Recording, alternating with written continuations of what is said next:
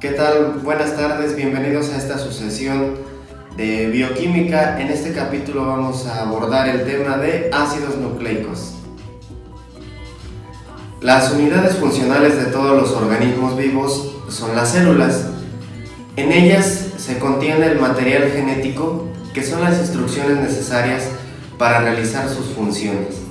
Los nucleicos constituyen el material genético y el almacenamiento de la información de toda esta información genética.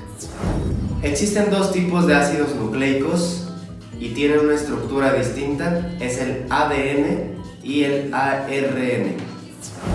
El ADN funciona como un almacén de la información genética y se encuentra en el núcleo de las células. El ARN funciona en este caso como una forma de compartir la información genética del núcleo hacia los orgánulos de la célula. La composición de los ácidos nucleicos se compone de lo siguiente: de una base nitrogenada, que puede ser una purina o una pirimidina, de un azúcar de forma de una pentosa, en este caso es una ribosa, y de un grupo fosfato.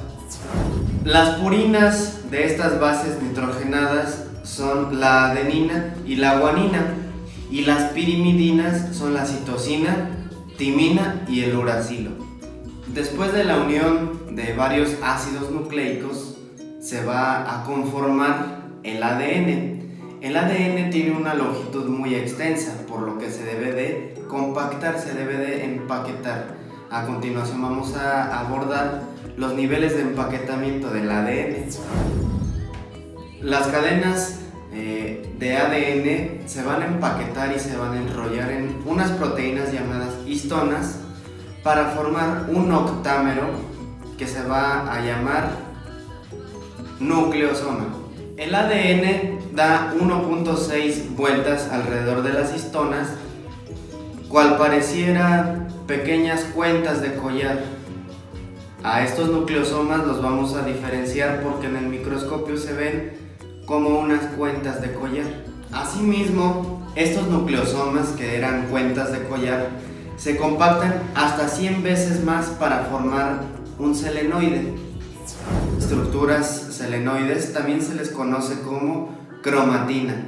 El siguiente nivel de empaquetamiento son las asas cromatínicas, donde aún más se condensa este material genético para finalizar en un cromosoma supercondensado, y que finalmente en la etapa de la metafase de la división celular se va a observar como la X que normalmente conocemos a un cromosoma.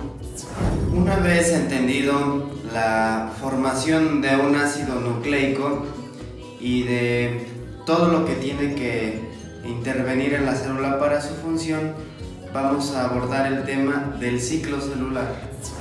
Toda célula procede de otra célula preexistente a través de su división de esta. Por eso se dice que la célula es el origen de la vida. El ciclo celular representa un mecanismo fundamental subyacente para la reproducción de todos los seres vivos. Estos acontecimientos suceden en una serie ordenada de pasos en la que vamos a abordar el día de hoy. El ciclo celular se divide en dos fases: la fase M, o también llamada fase mitótica, y la interfase o fase de preparación. A su vez, también la fase M se divide en mitosis, en la cual los cromosomas se duplican y se dividen en dos núcleos, y la citocinesis, en la cual la célula se divide en dos células hijas. Por otra parte, la interfase se subdivide además en la fase G1, en la fase S y en la fase G2. Durante la interfase varía el grado de condensación de este material genético.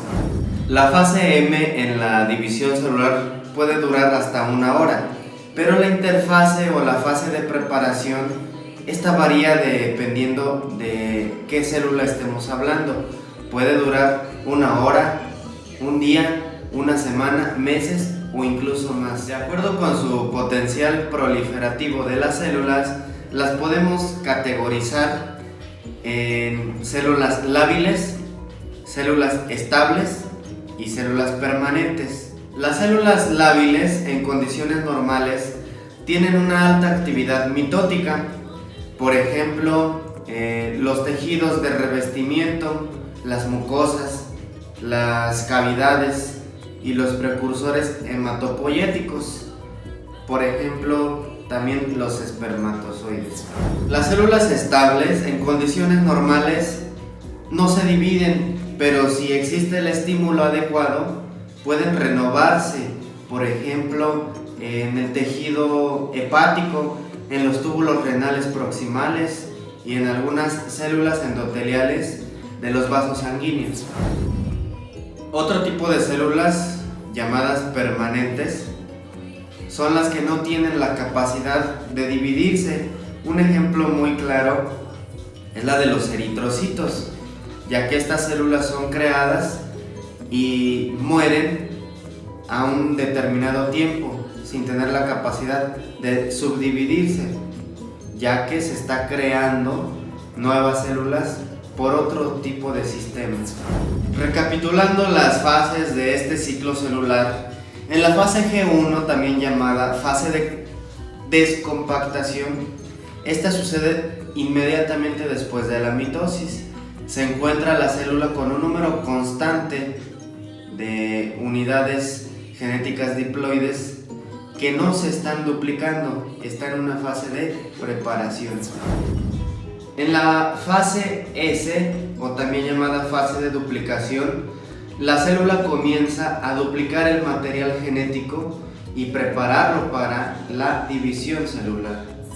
En la fase G2, o también llamada fase de preparación para la división de la cromatina, la célula verifica que en la fase anterior de síntesis se haya duplicado el material genético de una forma correcta. Si no fuese así, se tienen que realizar las reparaciones necesarias. Una vez hecho esto, la célula está preparada para entrar a la fase M, o también llamada de mitosis. La siguiente fase es la fase M, o la fase de mitosis. Es un proceso continuo que para su estudio se va a dividir en diferentes etapas, que incluye la profase, la prometafase, la metafase, la anafase y por último la telofase. En la profase, que es la fase inicial de la mitosis, el material genético se empieza a condensar. Además, el uso mitótico se empieza a ensamblar, que va a ser la parte estructural de la división celular, y la envoltura nuclear se empieza a dispersar para poder expulsar ese material genético que ya está condensado. En la prometafase, los cromosomas se van a alinear al ecuador del hueso de esta estructura de la división celular del uso mitótico. En la fase, los cromosomas se encuentran totalmente al ecuador de esta célula, preparados para retirarse hacia los polos, que es la siguiente fase. En la anafase, los centrómeros se dividen y, como mencionamos anteriormente, estos cromosomas que estaban al ecuador se van a separar y se van a ir hacia los polos opuestos del uso mitótico. En la última fase, que es la telofase, los cromosomas ya están totalmente aglomerados en los polos opuestos. Además, se empieza a formar la citocinesis, que da origen a dos células hijas. Se separan totalmente y aquí concluye la división celular.